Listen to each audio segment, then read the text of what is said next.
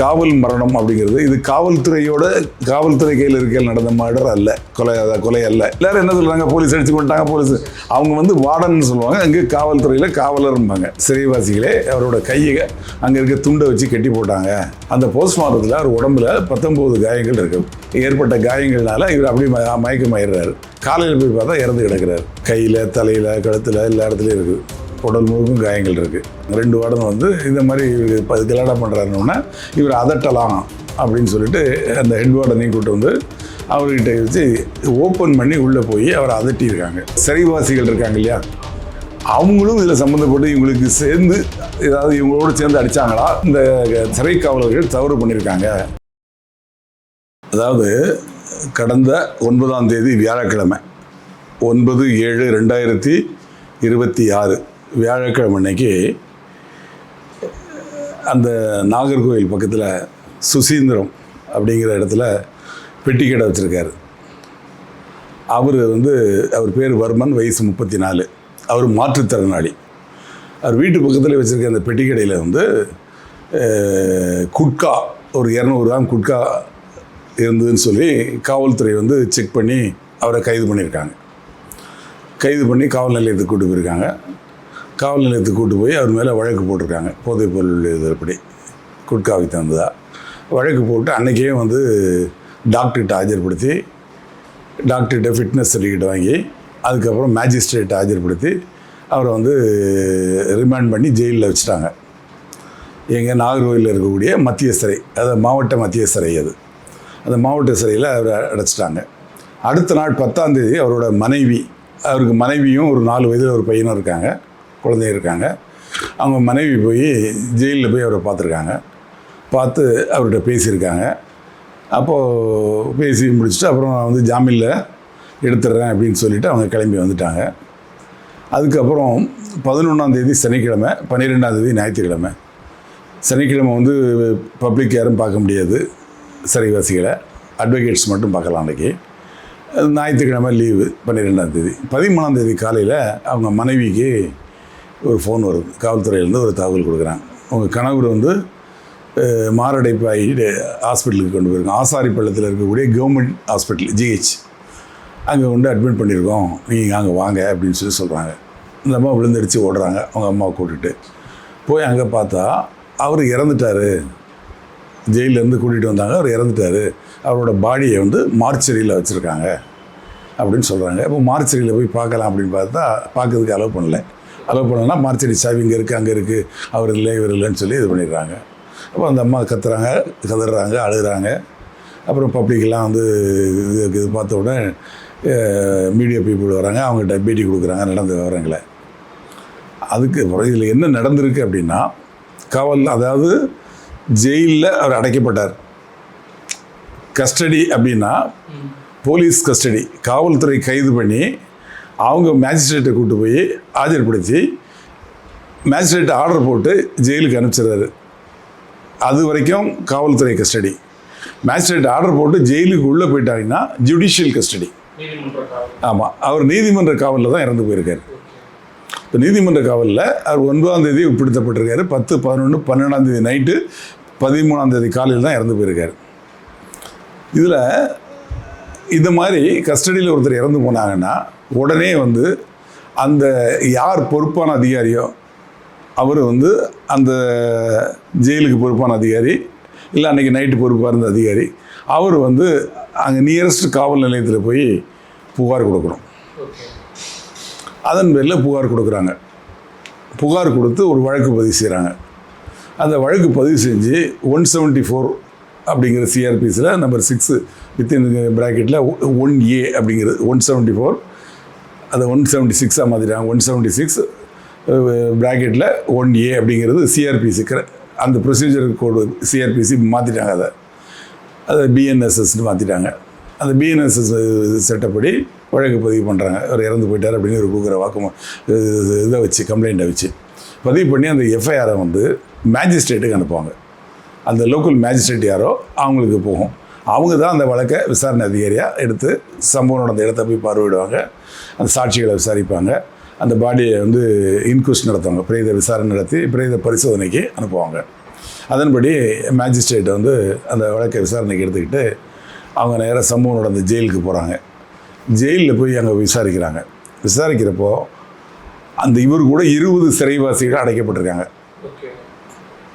அவங்கள கேட்குறாங்க, அவங்க சொல்கிறாங்க என்ன நடந்தது ஏது நடந்தது அப்படிங்கிறத. அப்புறம் அங்கே சிசிடிவி இருக்குது, அந்த சிசிடிவியும் பார்க்குறாங்க. அந்த சிசிடிவியில் சொல்கிறதும் இவங்க சொல்கிறதும் ஒத்து போகுதா அப்படின்னு பார்க்குறாங்க. இது போக அந்த காவலர்கள் அன்றைக்கி நைட்டு இரவு பணியில் இருந்த காவலர்கள் 2 பேர், அவங்க 2 பேருக்கு இன்சார்ஜ் ஒருத்தர் சீஃப் ஹெட் வார்டன் மாதிரி, அவரையும் விசாரிக்கிறாங்க. அவங்க வாக்குமூலத்தையும் பதிவு பண்ணுறாங்க. இதில் என்ன தெரிய வருது அப்படின்னா, இவர் உள்ள வந்து போதைக்கு அடிமையானவர், மது போதைக்கு அடிமையானவர். அந்த போதை கிடைக்காதனால அங்கே ஜெயிலுக்குள்ளே ஒரே பிரச்சனை, தகராறு பண்ணி கத்துறாரு, இது போடுறாரு, இடிச்சுக்கிறாரு, முட்டிக்கிறாரு, இந்த மாதிரி ஒரு பிரச்சனை நடந்ததாக சொல்கிறாங்க அவங்க. இதெல்லாம் சொல்லப்படக்கூடியது தான். இதெல்லாம் என்ன நடந்திருக்குங்கிறத வந்து மேஜிஸ்ட்ரேட் ரெக்கார்ட் பண்ணியிருக்காங்க.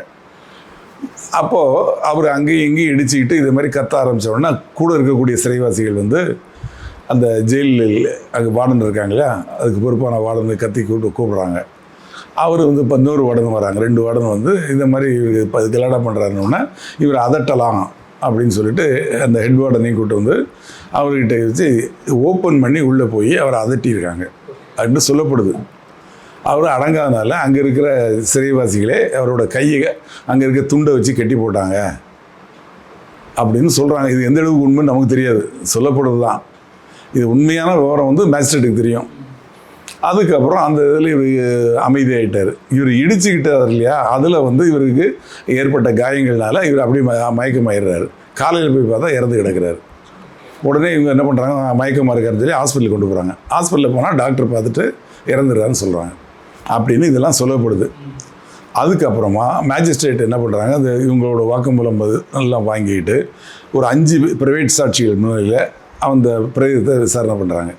எத்தனை காயங்கள் இருக்குது எதுங்கிறதெல்லாம் பார்த்து என்ன காரணத்தினால இவர் இறந்துருக்கிறதுக்கு வாய்ப்பு உண்டு அப்படின்னு எழுதி அவங்கள்ட்ட 5 வாட்டி கையெழுத்து வாங்கிட்டு இந்த பாடியை போஸ்ட்மார்ட்டத்துக்கு அனுப்புகிறாங்க. போஸ்ட்மார்ட்டத்துக்கு அனுப்புறதுக்கு அவங்க வந்து மோர் தேன் டாக்டர், ஒரு டாக்டரில் 2 டாக்டர், அது மாதிரி 2 டாக்டர் வச்சு பண்ணணும், வீடியோகிராஃப் பண்ணணும் அப்படின்னு சொல்லி அவங்க ரிக்வெஸ்ட்டும் கொடுக்குறாங்க. அதன்படி இது நடந்தது வந்து நாகர்கோவில் மாவட்டம், கன்னியாகுமரி மாவட்டம். ஆனால் தூத்துக்குடி மாவட்டத்தில் இருந்தும் நெல்லை மாவட்டத்தில் இருந்தும் டாக்டர்ஸ் வர வச்சு போஸ்ட்மார்ட்டம் பண்ணுறாங்க. அந்த போஸ்ட்மார்ட்டத்தில் அவர் உடம்புல 19 காயங்கள் இருக்குது.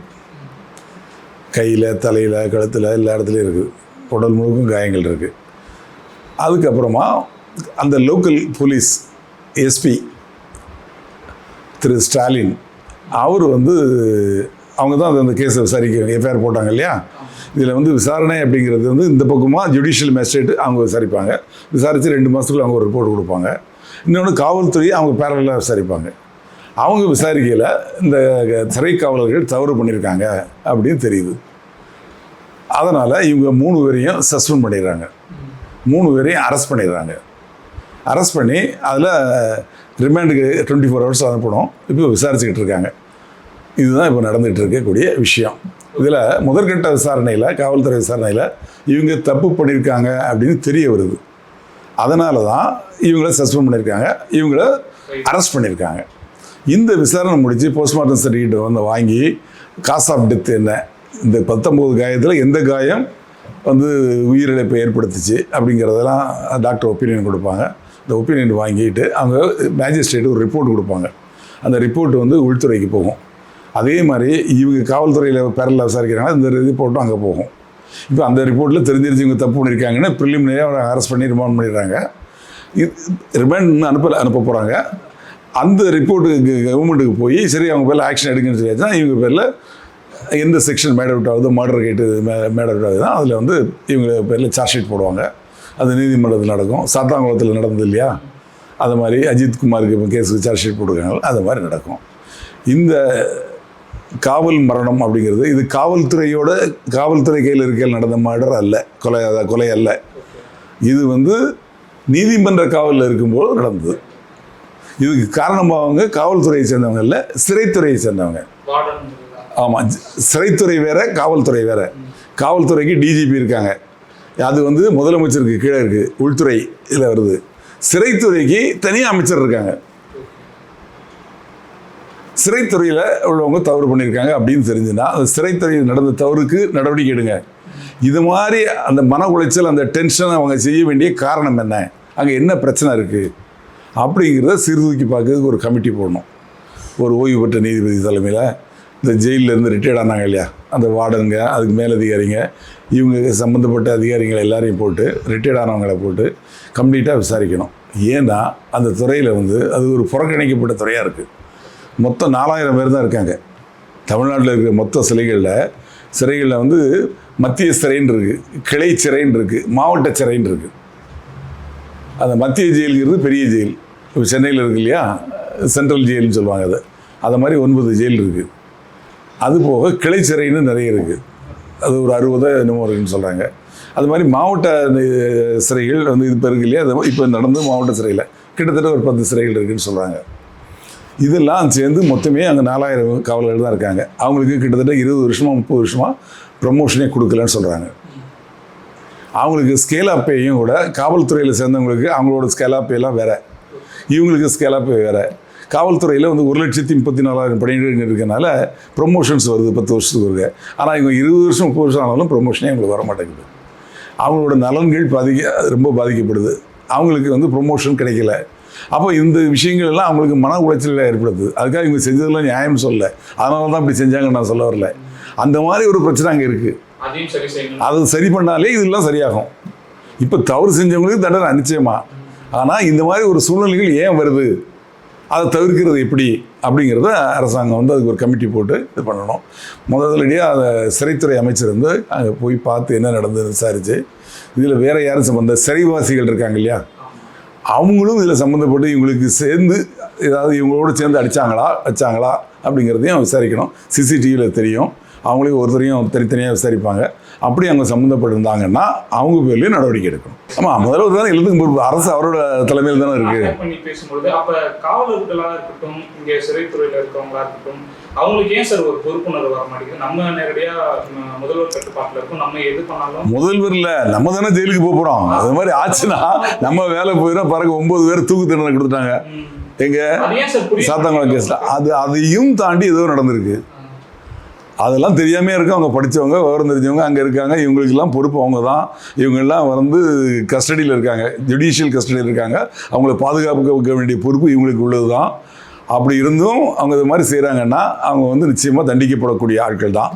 ஆனால் இதுக்கு ஏதாவது உளவியல் காரணங்கள் இருக்கா அப்படிங்கிறதையும் இதில் வந்து ஆராய்ஞ்சு பிற்காலத்தில் இது மாதிரி ஒரு சூழ்நிலை வராமல் தடுக்கலாம்.